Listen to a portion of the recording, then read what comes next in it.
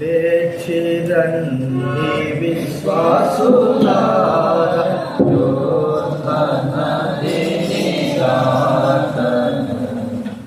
వీడని గెలుచుడి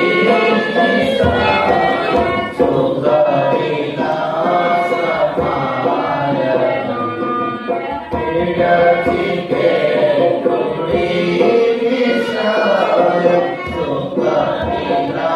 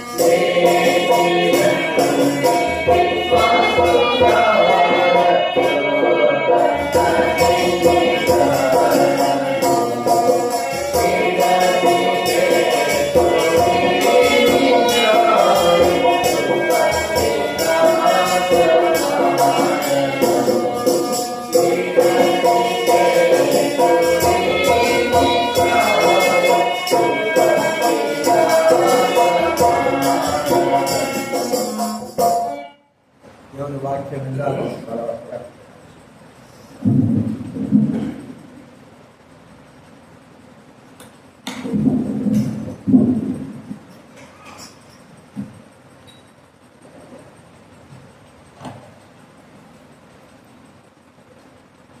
త్వరలో ప్రవేశించుకున్నందుకు కొంత సమయము నేను యొక్క వాక్యం ధ్యానించుకుంటా.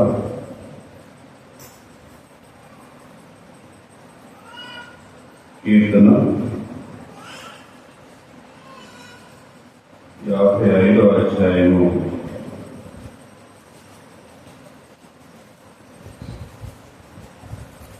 22వ వచనము అందరూ కరెక్ట్ చదువుకుంటాం. 55:22 నీ భారము యెహోవా మీద మోపుము, ఆయన నిన్ను ఆదుకొనును, నీతిమంతులను ఆయన ఎన్నడను వదలనీయడు. అదే రీతిలో కీర్తన 68:19వ వచనం కూడా అందరం కలిసి చదువుకుంటాం. కీర్తన 68:19-20 వచనాలు. ప్రభు స్తుతినందుగాక, అనుదినము ఆయన మా భారం భరించుతున్నాడు. దేవుడే మాకు రక్షణ కర్తయ్యున్నాడు. దేవుడు మా పక్షమున పూర్ణ రక్షణ కలుగజేయ దేవుడైనాడు. మరణమును తప్పించుట ప్రభువైన యెహోవా అవశ్యం. మరొక మాట చదువుకుంటా.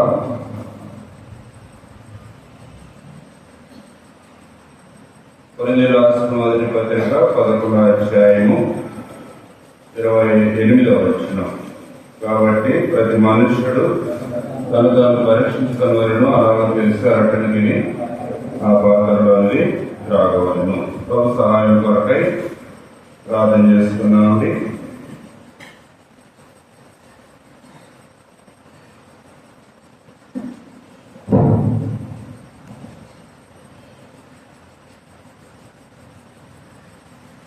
ప్రేమగల తండ్రి, పరిశుద్ధమైన దేవా, మీ స్తోత్రాలు ప్రభా. ఇంతవరకు చేసిన మేలుడు ఉపకారములకై స్తోత్రాలు. ఓ ప్రభా, మరి 22వ తేదీ 2వ నెల 2026వ సంవత్సరం ఈ ప్రభు దినం, ఈ పండుగ దినం మాకు మీరు ఇచ్చిన దయాకిరీటాన్ని బట్టి తీసుకొస్తున్నా. తిరిగి నాన్న మరి ఇలా వస్తున్నారు, మీరు మాట్లాడుతూ వచ్చిన లేఖను వాళ్ళకి వందనాలు చెల్లించుకుంటున్నాం. 2వ సమయంలో మీద వచ్చాను ఆదరణ చేసుకొని ఓ ప్రభా మరి మిమ్మల్ని ఆరాధించడానికి కొరకై మా పితరుడైనటువంటి దావీదు ఓ ప్రభా నా కుమారుడైన భవిష్యత్తును మా గమనంలో తీసుకొస్తూ వచ్చినారు. ఓ ప్రభా, ఒకప్పుడు నా మా జీవితాల్లో ఓ ప్రభా నా తండ్రి అరణ్యంలో ఎడారి బ్రతుకులో ఉన్నటువంటి జీవితాలను భవిష్యత్తును ఏ విధంగా జ్ఞాపకం చేసుకున్నావో, ఏ విధంగా కనుగొంటూ వచ్చినాడు రాజుల దావీదు. ప్రభువైన యేసుక్రీస్తు రాజులకు రాజైన ప్రభువైన దేవాది దేవుడైంది నన్ను కూడా జ్ఞాపకం చేసుకుంటూ వచ్చిన ఓ ప్రభా ఆత్మీయ జీవితంలో ఓ ప్రభా రక్షణ లేని వాడిగా, ఓ ప్రభా తండ్రి మరి కొట్టితనం కలిగిన వాడిగా, లోపలికి వచ్చేటువంటి అనుభవం లేనటువంటి వాడిగా ఉన్నప్పుడు అది మాత్రమే కాదు, అంటే ఓ ప్రవక్త సామాన్యుడు ఒక మనుష్యుడు లేక పొలాన వారి దేవుడు, పొలాని ప్రాంతానికి చెందిన దేవుడని విమర్శించిన నా జీవితంలో ఈ ఉచితమైన కృప చేత నన్ను జ్ఞాపకం చేసుకొని రాజు యొక్క తల దగ్గర నా తండ్రి మీ భవిష్యత్ ఏ విధంగా భోజనం చేస్తూ వచ్చినాడు. ఈ భోజనం బల్ల చుట్టూ చేరి రాజులైన యాజక గుంపులో నన్ను కూడా నీ సొంతైన ప్రజల్లో సమకూర్చిన దాన్ని బట్టి నీ స్తోత్రా. నన్ను నా కుటుంబాన్ని సమకూరుస్తూ వచ్చిన దాన్ని బట్టి పొందనాలు చెల్లించుకుంటున్నా. తిరిగిన అదే రీతిలో నా తండ్రి ఈ సమయంలో వాళ్ళలో ప్రవేశించక ముందు మరి నాతో మాతో మాట్లాడుతూ వచ్చిన మాటగా స్తోత్రా. ఈ యొక్క వాక్యం ఆధారం చేసుకుని కొన్ని మాటలు అందించడానికి అల్లుడు 17 నన్ను కూడా జ్ఞాపకం చేసుకుని హెచ్చరి చాట మరుగుపరుచుకుని ఆత్మకు అభిషేకించి 12 వచ్చిన ప్రకారం రేపు మాట్లాడుతున్నా. సంగముతో చెప్పుచున్న మాట చెవుగలవాడినుడు గాక ఈ గ్రహించి వాక్యానుసారాన్ని మేము సరిచేయబడి యోగమైన రీతిలో మీ యొక్క శరీరాల పాల్గొందులో సహాయం చేయమని వారి ద్వారా సాక్ష్యం ద్వారా మీ నామాన్ని మహిమపరచుకోమని మరొకసారి మీ దైవస్తాలకు నన్ను అప్పగించుకుంటూ యేసునామములో నుంచి ప్రార్థిస్తున్నాను తండ్రి. ఆమేన్.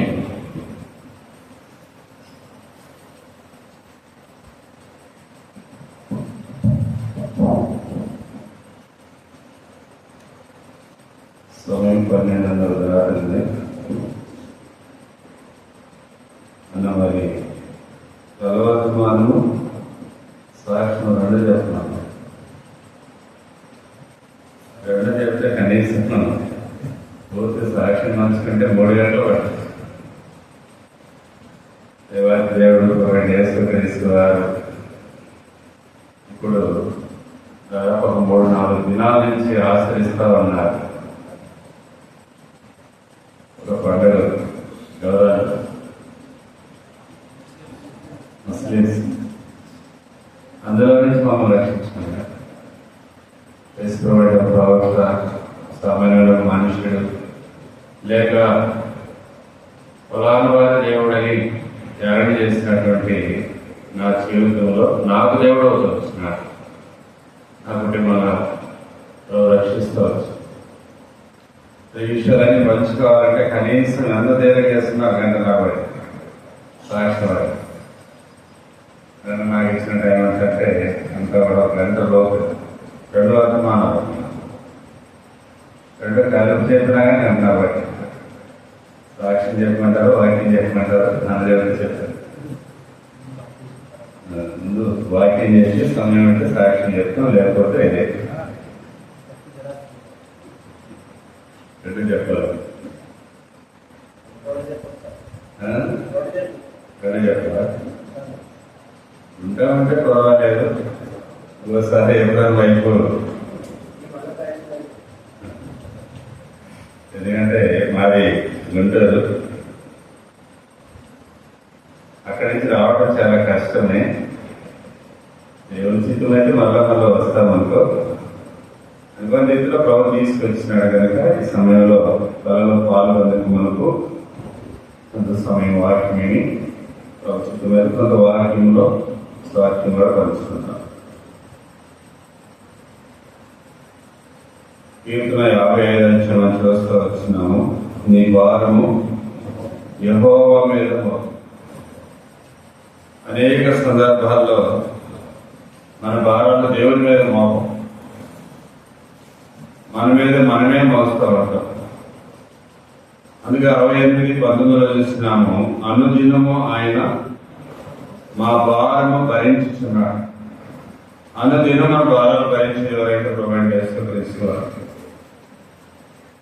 ఆయన మీద మోపితే ఆయన మన భారాన్ని మోస్తాడు, భరిస్తాడు.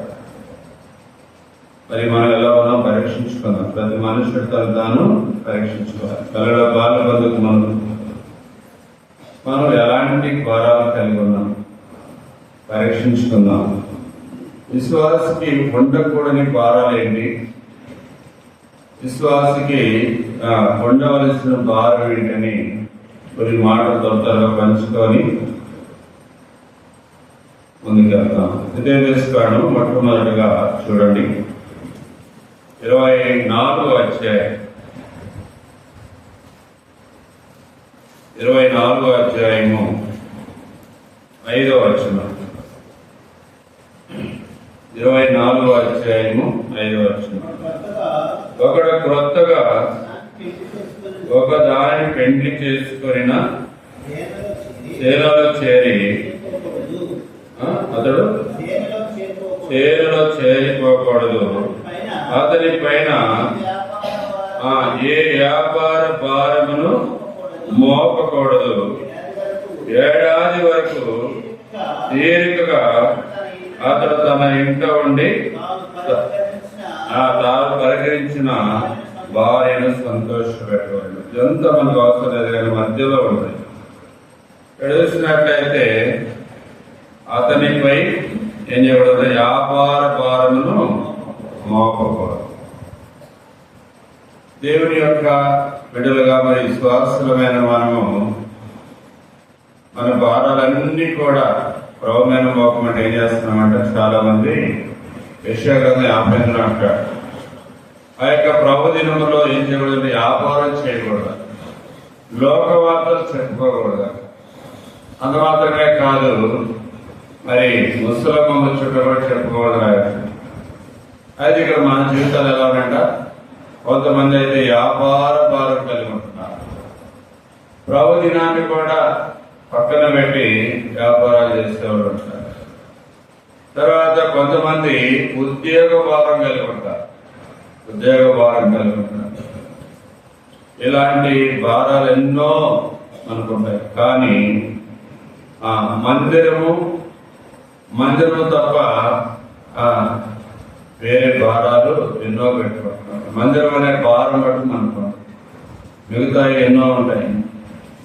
అయితే చూసినట్లయితే ప్రతి రోజును మాత్రమే కాదు, అన్ని రోజులు కూడా మరి మందిరం అంటే భారం కలిగి ఉండాల్సిన బాధ్యత మాత్రం.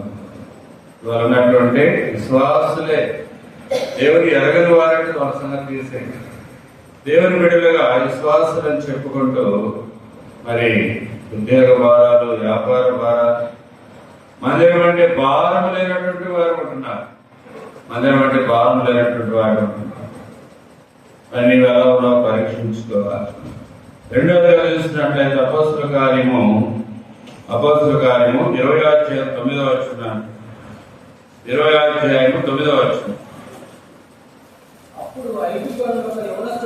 అప్పుడు ఐదుగురు యవనస్తుడు కిటికీలో కూర్చొని గాఢ నిద్రపోయి పౌలు చాలాసేపు ప్రసంగించుండగా నిద్ర భారములను జోగి 3వ అంతస్తు నుండి కింద పడి చనిపోయిన వాడే ఎత్తబడి. ఏ భారం అంటే నిద్ర భారం. నిద్ర భారం ఎందుకు వస్తుందంటే 7 దినాలు అందాకన్నా చెప్పినాడు కదా, జాతరంతా చెప్పాల్సినాడు. ఎందుకు వస్తుంది అంత నిద్ర భారం? రాత్రి అంతా కూడా ఏం చూస్తున్నారు? సెల్ ఫోన్ బాగా చూస్తున్నారు. అది మా జాతరని అన్ని చూసినాడు కాబట్టి పబ్జీల గురించి అన్ని చెప్తూ వచ్చినాడు. అనుభవంలో ఉన్నటువంటి వాడు అనుకున్నాను నేనైతే. అయితే దేవుని కృపను బట్టి మరి మనకేముండకూడదు అంటే నిద్ర భారం ఉండకూడదు. చాలాసార్లు దేవుని వాక్యం చెప్తుంటే చాలా మంది ఏం చేస్తారు తెలుసా? మా మధ్యలో ఉన్నారు అలాంటి వాళ్ళు. ఒక అక్క వెనకనే కూర్చుంటది, కరెక్ట్ గా 1, 2, 3 పాట పాడేసరికి ఇక్కడ ఉండదాన్ని వెళ్ళిపోయింది. మొదలుపట్టు ఏదన్నా కొట్టి మనం పట్టించుకోవాలి. అక్క అని కేకేసినా కానీ పట్టించుకోవచ్చు. అదే అక్క ఏం చేసిందంటే రాత్రి అర్ధరాత్రి వరకు కూడా వాళ్ళ ఇక్కడ టీవీ మోగుతూనే ఉంటుంది. టీవీకి ఆమెకి అంతా ఒక గజం, ఒక 3 అడుగుల దూరంలో పెట్టుకొని చూస్తూ ఉంటాం. నేను ఖచ్చితంగా ఆ నిద్ర గురించి దేవుడిచ్చిన తలంపులు ఆ యొక్క కొన్ని వాక్య పదార్థం చెప్పుకోవచ్చు. తర్వాత ఎలాంటి పొలంలోకి వెళ్ళిన తర్వాత వాళ్ళ ప్రసంగాలన్నీ కూడా పేదలు నిద్రపోలేదా బైబుల్లో, అదే విధంగా దేవుని యొక్క మరి యోన నిద్రపోలేదా, ఐదుగురు నిద్రపోలేదా, అసలు మన గురించి చెప్తాడని సేవకుడు అని చెప్పి పొలంలో అంతా ప్రసంగం మొత్తం అదినా ఆ రోజు మొత్తం. తర్వాత సహోదరి యోనస్త్రాల శంకలు అది ఆంటీ మీద చెప్పినామేమో నీవు, ఈ దినం దాదాపు మాకు నిన్న దినం అంతా కూడా ఇదే పని అయిపోయింది. మరి విశ్వాసమైనప్పుడు కూడా ఏమన్నా నిద్ర భారం కలిగి ఉంటున్నారు, నిద్ర భారం కలిగినటువంటి వారు ఉంటున్నారు, వ్యాపార భారం కలిగినటువంటి, ఉద్యోగ భారం కలిగినటువంటి వారు దేవుని కంటే, దేవుని మందిరం కంటే, దేవుని యొక్క పరిచర్య కంటే చాలా ఎక్కువైపోతా ఉన్నాయి. మనం ఎలా ఉన్నాం పరీక్షించుకోవాలి. దేవుని వాక్యం చెప్తుంటేమో నిద్రపోతాం అటువంటి వారు కూడా. ఎందుకంటే దినములు చెడ్డవి కనుక సమయాన్ని దుర్వినియోగం చేసుకోకూడదు, సమయాన్ని పోనీయకూడదు. అవకాశం దొరికిన కొలది దేవునికి సమీపంగా ఉండి దేవుని యొక్క వాక్యం విని ఆ యొక్క దేవుడిలో సమృద్ధిగా మనము ఎదిగేవారి ఉన్నాయి. 3వ చూడండి, అక్కడ యోహాను రాసిన మొదటి పత్రిక 5వ అధ్యాయం 3వ వచనంలో ఒక మాట రాయబడుతుంది. 3వ వచనం, మనం ఆయన ఆజ్ఞలను గైకొనుటయే దేవుని ప్రేమించుట. ఆయన ఆజ్ఞలు భారమైనవి కావు. ఏం కావటనా? ఆయన ఆజ్ఞలు ఏం కావడం? భారమైనవి కావు. అయితే ఇక్కడ మనకి పెట్టిందంట చాలా భారం. దేవుని యొక్క వాక్యం అంటే భారం. ఆ యొక్క అటువంటి భారాలతో ఆయన ఆజ్ఞలు భారమైనవి కావాలని దేవుని యొక్క వాక్యం చదివిస్తామంటే ఆయన ఆజ్ఞలు దేవుని ఆజ్ఞలు పాటించాలంటే మనకు ఎంతో భారమైన బాధ, చాలా కష్టం. దేవుని యొక్క వాక్యం చదివిస్తుంటే ఆజ్ఞ అతిక్రమమే ఏమైనా చేయాల్సిన పని ఉందా? వేరే చేయాల్సిన పని లేదు. దేవుని మాట వినకపోవడమే పాపం అని దేవుని యొక్క వాక్యం చదివిస్తామంటే మనం ఎలా ఉన్నామంట? చాలా భారంగా ఉంటా ఉన్నాం. ఎలా ఉన్నా పరీక్షించుకుంటాం. ఏ భారంతో ఉండి ఆత్మీయ జీవితం నష్టపోతున్నావో మనం పరీక్షించుకోవాలి. చూడండి, 4వదిగా తరచుగా ఇర్మీయా గ్రంథము 23వ అధ్యాయము 34వ వచనం. ఇర్మీయా గ్రంథం 23:34. ప్రవక్తే గాని యాజకుడే గాని సామాన్యుడే గాని యెహోవా భారమును మాట ఎత్తువాడైనను వారిని నేను దండించదను. ఏ భారం అనేది? 4 దేవుడే మనకు భారం అయిపోతాం. ఎటువంటి భారం అంటే చాలా సార్లు ఆత్మీయ జీవితంలో మనకు దేవుడు అంటే కూడా అప్పుడే వచ్చిందా ఆదివారం అన్నటువంటి వాడు లేకపోవాలి. మేము రక్షించబడిన దినాల్లో, విశ్వాసమైన దినాల్లో చాలా ఆశ ఉండేది అనమాట. ప్రభుత్వం ఎప్పుడు వచ్చిందా, ఎప్పుడు వెళ్దామా మందిరానికి. నేటి దినాలు ఎలా ఉంటే చాలా భారం అయిపోతుంది. దేవుడు అంటే భారం, దేవుని పని అంటే భారం, దేవుని మందిరం అంటే ఎంతో కష్టం అనమాట. అలాంటి స్థితిలో ఉన్నాము. చివరి దినాలు అలా ఉండదు. అందుకని ఇక్కడ ఎటువంటి భారం అంటే దేవుడు అంటే కూడా చాలా కష్టం అయిపోతుంది. చివరిగా ఒక మాట చూడండి. సామెతల గ్రంథము 16:3. 16వ అధ్యాయం 3వ వచనం. నీ పనుల భారము యెహోవా మీద నుంచుము, అప్పుడు నీ ఉద్దేశములు సఫలం. ఏం చేయాలి? విశ్వాసమైనటువంటి వారు ప్రతి భారం కూడా ప్రోజనం పెడితే మనం చేసే ప్రతి కార్యాలు ఏం చేస్తాడంట? సఫలం చేస్తాడు. అందుకని విశ్వాసమైన మనం పనుల భారాలు పెట్టుకోకూడదు. ఆదివారాలు కానీ నియమ కూడికల సమయం కానీ అవకాశం దొరికిన కొలది ఆ యొక్క సొంత పనులు పడి దేవుని పనులు అనేక సార్లు మర్చిపోతున్నాము. విశ్వాసగా మనకు ఉండవలసినటువంటి భారాలు కూడా ఉన్నాయి. అయితే నీవు ఏ భారంలో ఉన్నావో పనుల భారం పెట్టుకొని దేవునికి దూరంగా ఉంటున్నావు పరీక్షించు. అంత మాత్రమే కాదు, దేవుడు అంటే భారము కష్టంగా ఉంటుందేమో, ఆ యొక్క దేవుని యొక్క మాటలు, దేవుని యొక్క ఆజ్ఞ మరి భారంగా ఉంటుందేమో. ఆ యొక్క అంత మాత్రమే కాదు, నిద్ర భారం, అనేక వ్యాపారాలు, ఉద్యోగములు, పనుల భారాలు పెట్టుకొని నష్టపోయేవారు ఉంటే ప్రభు చెప్తా అన్నాడు, అటన్నిటిని పెట్టమంటున్నాడు. అది విశ్వాసం ఉండవలసిన భారం ఏంటంటే మొట్టమొదటిగా కొరింథీయులకు రాసిన మొదటి పత్రిక 9వ అధ్యాయము. ఈ నూతన సంవత్సరం 2వ నెల చివరి దినాల్లో తీర్మానం చేసుకుందాం. కొరింథీయులకు రాసిన మొదటి పత్రిక 9:16. నేను సువార్తను ప్రకటించుచున్నాను, నాకు అతిశయ కారణము లేదు. సువార్తను ప్రకటింపవలసిన భారము నా మీద మోపబడి ఉన్నది. అయ్యో, నేను సువార్తను ప్రకటింపకపోయిన యెడల నాకు శ్రమ. ఎవరంటున్నారు? అపోస్తలుడైన పౌలు గారు చెప్తా ఉన్నాడు. ఆయనకి ఏ భారం ఉంది అంటే సువార్త భారం ఉన్నది. సువార్త భారం ఉన్నది. ఈ యొక్క బహిరంగంగా సువార్త చేసే దినాలు ఇప్పుడు ఏమవుతున్నాయి అంట, పోతున్నాయి, పోయినాయి, చాలా వరకు పోయినాయి. అయితే వ్యక్తిగత సువార్తను చేయాలి. అవకాశం దొరికిన కొలది నీవు ఉద్యోగం చేసే స్థలంలో కావచ్చు, నీవు వ్యాపారం చేసే స్థలంలో కావచ్చు, ఆ యొక్క నువ్వు ఎక్కడ ఏ పనులు కలిగి ఉన్నా కానీ ప్రయాణాలైనా సరే ఒక మాట అయినా దేవుడి గురించి చెప్పు. ఆ యొక్క మరి గారు అదే అనేవాడు, ఏసు అని గాలిని పీల్చిన వదలకపోతే చనిపోతాడు. పీల్చిన మనము అనేది చెప్పాలి, తీర్మానం చేసుకోవాలి. స్వార్థ భారంగా మనలో పాల్గొనే మనం రక్షణ అనుభవంలోకి వచ్చిన ప్రతి ఒక్కరు కూడా. అందుకంటాడు 1 కొరింథీ 11:26 ఒక మాట అంటాడు, చూడు అక్కడే పక్కనే ఉంటుంది.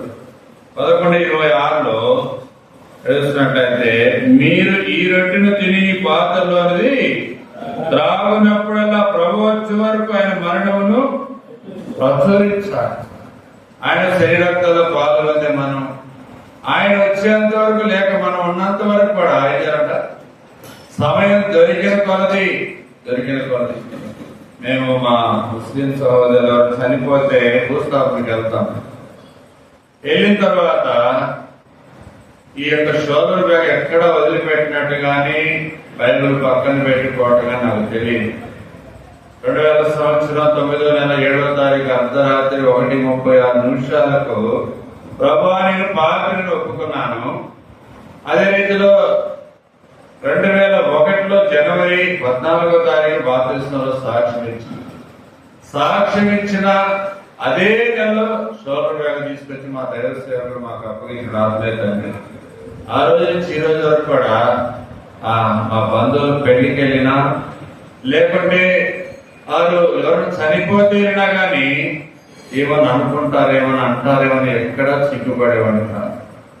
అక్కడికి వెళ్ళిన తర్వాత కొంతమంది ఈ బ్యాగ్ పట్టుకొని లాగుతూ ఉంటారు, మేనమామలు కానీ లేకపోతే ఏదైనా పెద్దవాడు. ఏంటో నాయన ఇది అడుక్కునేవాడిని అక్కడ ఈ జోలు ఒకటి వేసుకొని వస్తావు అని మాట్లాడేవాడు. అయినా నేను ఏమాత్రం కూడా సిగ్గుపడేవాడిని. తర్వాత ఇంకొంతమంది అనేవాడు, విజయవాడ మా మేనమామ గారి కొడుకు చనిపోయినాడు. ఒకసారి చనిపోతే భూస్థాపనకి వెళ్తే నన్ను చూసి ముస్లిం సహోదరులు వెళ్ళిపోయినారు. ఎందుకు వెళ్ళిపోయినారని చెప్పి నేను అడుగుతూ వచ్చినారు. మసీదు నుండి మీకు మంచం ఇయ్యం. తర్వాత ఏమంటే సమాధుల దగ్గర తీసుకొచ్చి అతన్ని పాతి పెట్టడానికి వలిని మేము ఇష్టపడము. ఎందుకంటే మీలో కొందరు ఎవరున్నారంటే యేసుడు వారిని నమ్ముకున్న వాళ్ళు ఉంటారు. వాళ్ళు మీ వాళ్ళంట, మీ మేనమామ కొడుకు, మీ మేనత్త కొడుకు అంట. ఆయన ఎందుకు పిలిచినామని చెప్పండి. వచ్చి బద్దలాడుతూ వచ్చినారు చూసినారు. మీరు వెళ్ళిపోతే మాకు ఈ కార్యక్రమం జరిగింది. అటువంటి ఎన్నో ఎదుర్కొంటూ వచ్చినాం. కొంతమంది అయితే ఆ విధంగా జరుగుతూ వచ్చినప్పుడు అక్కడికి వెళ్ళిన తర్వాత ఏం చేసుకోవాలంటే మసీదులో కంపల్సరీ తీసుకుంటారు ప్రతి శవాన్ని కూడా. బయట అక్కడ నిలబడగానే లోపల నుండి చెప్తూ ఉంటారు, మీ దగ్గర చుట్ట బేడి సిగరెట్ కానీ ఏదైనా అగ్గిపెట్ట అలాంటివి ఉంటే బయట పెట్టి లోపలికి రాని అంటారు. నేను అప్పుడు తీసుకుంటాను. యేసు ప్రభువు మాట చెప్పినాడు, హృదయ శుద్ధి గలవారు ధన్యులు, వారు మాత్రమే దేవుని చూడగలని చెప్పారు. మన పెద్దలైనటువంటి వారు ఏం చెప్తున్నారు అంటే మీరు మళ్ళా వెళ్ళేటప్పుడు ఏం చేయాలంట, చుట్టా బేడి సిగరెట్ మొత్తం కూడా తీసుకెళ్ళొచ్చు, ఏమి అభ్యంతరం లేదు చెప్తున్నారు. యేసు ప్రభువు చెప్తున్నాడు, హృదయ శుద్ధి గలవారు వారు మాత్రమే దేవుని చూడగలంటే నీ హృదయం ఎక్కడ శుద్ధి? నువ్వెక్కడ దేవుడిని చూస్తావు? రోజు 5 పూటలు నమాజ్ చేస్తున్నావు, మంచిదే. ప్రతి శుక్రవారం ఉపవాసం ఉంటున్నావు, మంచిదే. ప్రతి సంవత్సరంలో 9 రోజులు 30 రోజులు ఒక్క రోజులు ఉండడం మంచిదే నీ లెక్కలో. కానీ వెంటనే ఏం చేస్తున్నాడు, చుట్టూ వదిలిపెట్టాల, బీడి వదిలిపెట్టాల, సిగరెట్ వదిలిపెట్టాల. నీ బ్రతుకు మారకుండా, నీ జీవితాన్ని మార్చుకోకుండా దేవుణ్ణి ఎలా చూడగలుగుతావు అని అక్కడ సువార్త చేస్తుంది. నా ప్రభు ఇలా చెప్తున్నాడు, అవన్నీ కూడా నన్ను మాన్పించినాడు అని చెప్పి అక్కడ సాక్ష్యం చెప్పేవాడిని. అక్కడ సువార్త ఇవ్వడానికి అవకాశం 2000 సంవత్సరంలో ప్రభు నమ్ముకున్నాను. ఎన్నో రకరకాల పరిస్థితులు ఎదుర్కొంటూ వచ్చాను. అందుకని ఇక్కడ దేవుని యొక్క అనేక సందర్భాల్లో మరి దేవుని నామ మహిమార్థంగా ఎన్నో నిందలు అవమానాలు పడుతూ వచ్చాను. అయినా ప్రభు తీసుకెళ్ళిన బాగుంటుంది. అందుకని ఇప్పుడు నీకు నాకేమన్నాడు, సువార్త భారం ఉండాలి. చక్కని మందిరాలు, ఒక పాత మందిరం, కొత్త మందిరం 2 ఇచ్చినాడు. ఈ మందిరాలు ఆత్మలు నింపబడాలంటే మనకి ఏ భారం ఉండాలంటే సువార్త భారం ఉండాలి. వ్యక్తిగత సువార్త, అవకాశం జరిగితే బహిరంగంగా సువార్త, ఆ విషయాల్లో మనము ఉచితంగా భారం కలిగి ఉండాలి. ప్రతి విశ్వాసి, ప్రతి దేవుని బిడ్డ కలిగి ఉండాల్సిన భారం. అందుకని ఆ యొక్క బలలో పాలు పొందే ప్రతి విశ్వాసి కూడా ఆయన వచ్చే వరకు, లేదా మన సత్యాంత వరకు ఏం చేయాలంట, ఖచ్చితంగా ప్రచురం చేయాలి. అంతేగా చేయాల్సిన బాధ్యత ప్రమాణం ఏంటంటే మన భారాలు 5 విధాలు మనం చూస్తూ వచ్చినాం. ఆ భారాలు కలిగి ఉంటున్నామా? మరి దేవుని ప్రచురించేటువంటి ఆయన శరీరం, ఆయన రక్తంలో పాలు పొందుతున్నాం. ప్రతి ఒక్కరు కూడా ఇంటి భారం కలిగి ఉన్నారు. ఏది ఏమైనా సరే అటువంటి అనుభవం ఉండాలని ప్రభు కోరుతున్నాడు. రెండవదిగా చూడండి, రెండవదిగా ఆ యొక్క 2 కొరింథీ 11:28, 11వ అధ్యాయము 28వ వచనం. కాబట్టి కాదన్నా, 2 కొరింథీ 11:28, యూయును గాక సంగములన్నిటిని కూర్చున్న చింతయు కలదు, ఈ భారము దినదినమును నాకు కలుగుచున్నది. ఏ భారం అంట? సంఘానికి వచ్చిన చింత. ఆదివారం వస్తే మళ్ళీ ఆదివారం కనపడతారు చాలా. ఎవరు వస్తున్నారా, ఎవరు పోతున్నారా, సేవకులు ఏం చేస్తున్నారా, ఎలా ఉన్నారా చాలా పట్టించుకోరు. అలాంటి వారు నేటి దినాల్లో చాలా ఎక్కువైపోతూ వచ్చిన సంఘములకు వచ్చిన భారం. ఆ యొక్క మన పెద్దలైనటువంటి వారు దానియేలు యవనస్తుడే ఎలా ఉంది మందిరం, ఎలా ఉంది సంఘం అని దాని విషయమై ఎంతో ఉపవాసములను ప్రార్థన చేసినట్టు సంఘములకు వచ్చిన చింత కలిగి ఉండాలి. ప్రతి విశ్వాసంలో భారం కలిగి ఉండాలి. అటు అనుభవాన్ని ఉన్నావా? మంచిది. లేకపోతే ఈ యొక్క సమయం తీర్మానం చేసుకుని ఒక మాట జ్ఞాపకం చేసుకుని గలతీయులకు రాసిన పత్రిక 2వ భాగంలో 3వ మాటగా 6:2 వచనం, 6వ అధ్యాయము 2వ వచనం, ఒకని భారమునొకడు భరించి ఇలాగ క్రీస్తు నియమమును పూర్తిగా నెరవేర్చాలి. ఎలా చేయాలంట? ఒకరి భారం ఒకరి. నేటి దినాలు అలాంటి వాళ్ళు అరుదనమాట. చాలా కష్టము. వాస్తవానికి మన గౌరవ కాదు, కులానికి ప్రాంతానికి దూరమైనప్పుడు కూడా ప్రొవైడ్ యేసుక్రీస్తు వారిని బట్టి మనం ఎవరంటున్నా?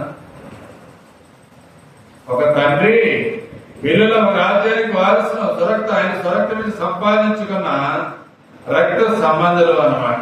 అప్పుడు ఏ భారం ఉండాలంట? ఒకరి భారము ఒకరు కలిగి ఉండాలి. ఎవరన్నా అందుకంటాడు ఏడ్చేవారిని తెచ్చాలంట, ఏడవమంటాడు. సంతోషించేవారితో సంతోషించు. అన్ని భారం ఎలా ఉంది సహోదరుల విషయంలో, ఆ యొక్క సహోదరి విషయంలో, ఆ యొక్క యాదవ రాజుల కుటుంబంలో నుంచి ఆ యొక్క పిడుగురాళ్ళ ఒక అక్కగా రక్షించబడింది.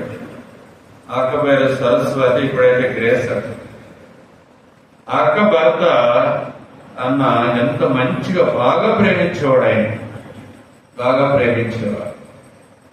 అయితే అన్ఎక్స్పెక్టెడ్ గా అనుకోకుండా రైల్వే ట్రాక్ మీద దమ్ము ట్రాక్టర్, మీకు తెలుస్తుంది, ఈ వరి పొలాలు దమ్ము చేస్తారు. ఆ ట్రాక్టర్ తీసుకెళ్తా ఉన్న ట్రాక్ మీద ఆగిపోయింది. ఆ యొక్క మరి గూడ్స్ వస్తా ఉన్నది. ఎంత ట్రై చేసినా అది ముందుకు పోలేదు కానీ ఆయన బండి వదిలిపెట్ల. ఇంత ముక్కలైపోతూ వచ్చింది. చిల్లర కొట్టి పక్కనుండా పక్కకి వెళ్ళి ఒక క్యాండిల్స్ కానీ లేదా చిన్న ఒక అగ్గిపెట్టి తెచ్చుకోవడం అక్కర్లేదు. అంత బాగా ప్రేమించేవాడు ఆ అక్కని.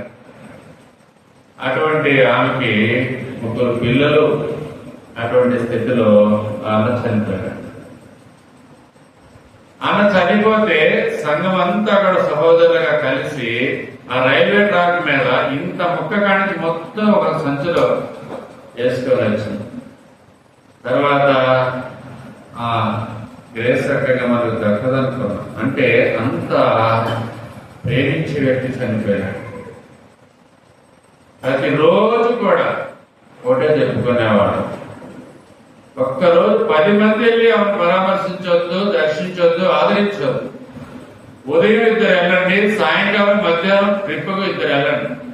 వెళ్ళి కూర్చొని దగ్గర కూర్చొని భోజనం చేసిందా లేదా మీరు వండుకొని తీసుకెళ్ళి ఆ అక్కని పరామర్శించి ఆదరించి ధైర్యపరిచి భోజనం పెట్టి వచ్చేవారు.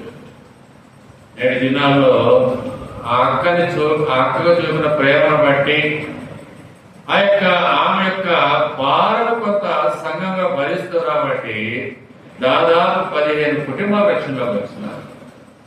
క్రైస్తవులని ఇలా ఉంటారా అనేది చూసి 15 కుటుంబాలు ప్రభులోకి వచ్చినారు చుట్టుపక్కల. ఎందుకంటే నీవు నేను మనం సహోదరుల విషయంలో ఏమన్నారంటే భారం కలిగి ఉండాలి, పట్టింపు కలిగి ఉండాలి. అటువంటి అనుభవంలో మనం ఉండాలి. అందుకే అంటాడు కీర్తన 133 ఏమంటాడు అన్న, సహోదరులు ఐక్యత కలిగి నివసించడం ఎంత మేలు, ఎంతో మన అందులో ఎంతో ఆశీర్వాదం ఉంటుంది. అందుకని రెండవది మనం చూస్తూ వచ్చినాము, ఏ భారం ఉండాలంట? సువార్త భారం ఉండాలి.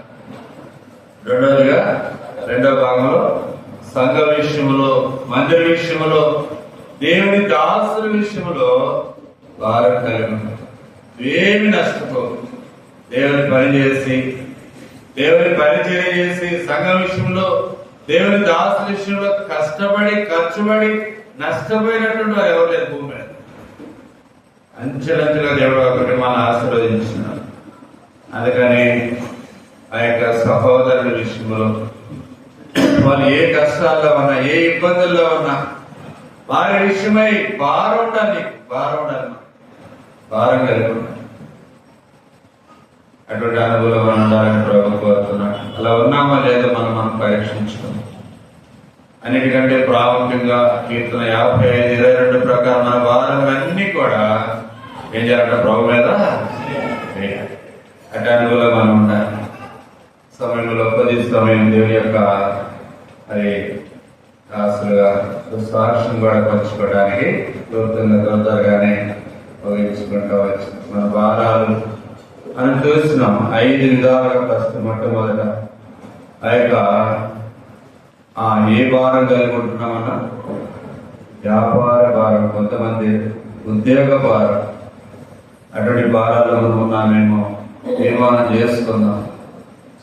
పని చేసుకోవాలి.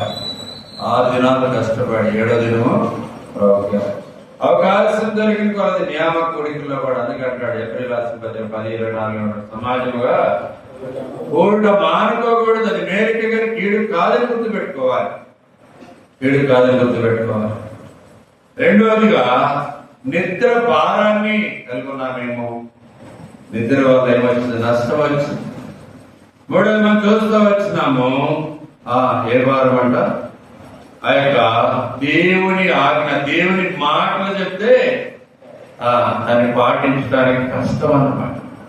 4వదిగా దేవుడే భారం అయిపోతున్నామేమో, భారం అనుకుంటున్నామేమో. ఆ యొక్క పనులు భారాల్లో మునిగిపోతున్నాం. కులిపిలాసి బదిలో ప్రతి వాడు సొంత కార్యాలనే చూసుకుంటారు. ఇప్పుడు ఇంతకుముందు ఆరాధన వాక్యం అందించిన అన్నకి ఓల్డని భారాలు ఉన్నాయి.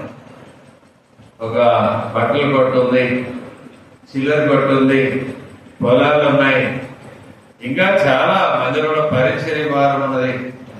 ఇన్ని బాధలు ఉన్నప్పుడు కూడా నీ సహోదరుడు అంట మైల్ దూరం రమ్మంటే ఎంత దూరం పోవాలంట, 2 మైళ్ళు ఎంత దూరమైనా పోవాలంట. ఫోన్ చేసినానా, మరి నేను 4 సెంట్లు వేయించుకున్న సంగతి నీకు తెలుసు. గత ఈ నెల మొదటి దినాల్లో 9 రోజులు హాస్పిటల్లో ఉండి వచ్చినాను. చాలా కష్టంగా ఉన్నది. తప్పనిసరిగా నేను రాజన్న దగ్గరికి వెళ్ళాలి. మరి ఇంట్లో సేవకురాలు చూస్తే నేనేం చెప్తుందంటే, నువ్వు అక్కడ అయితే వెళ్ళవుతాను సార్, నువ్వు రమ్మంటే ఆమె మైగ్రేన్ మైగ్రేన్ టాబ్లెట్ వేస్తుంటే ఇంక మనం పిలిచినా మాట్లాడదు, పలగదు, నిద్రపోతూనే ఉంటుంది. నా పరిస్థితి అలా ఉంది, నా పరిస్థితులు చూస్తూనే ఉంటాయి కానీ. అప్పుడు అన్నకు ఫోన్ చేస్తే ఎన్ని భారాలు ఉన్నప్పుడు కూడా ఏ భారం ఉండదు, సహోదర ప్రేమ కలిగినటువంటి వాడు అన్న వాస్తులే కదా, బలహీనుడు కాబట్టి నీకు నేను తోడు రావడం మంచిదని వస్తా వచ్చింది. ఆ విధంగా మరి మన భారాలు ఎక్కడిని మనం పరీక్షించుకోవాలి. పనుల భారంలో పడి, సొంత పనుల్లో పడి దేవుని యొక్క ఇంటిని, దేవుని మందిరాన్ని ఆ యొక్క పట్టింపు లేకుండా ఉన్నాము.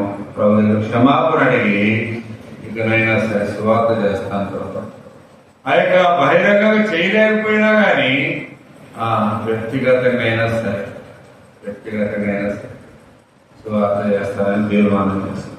రెండవదిగా సంఘ విషయంలో భారం కలిగి, మూడవదిగా సహోదరుల విషయంలో భారం తీర్మానం చేస్తాను. రీతిలో ప్రభు సహాయం చేయనట్లు ప్రభు సహాయం చేయండి. దేవాది దేవుడు ప్రభు యేసుక్రీస్తు వారిని నా సొంత రక్షకులుగా అంగీకరించక ముందు నేను ఒక ముస్లిం కుటుంబంలో పుట్టినటువంటి వాడు. నా పేరు మొహిదీన్, మా నాన్నగారి పేరు బాబు సాహెబ్, మా అమ్మగారి పేరు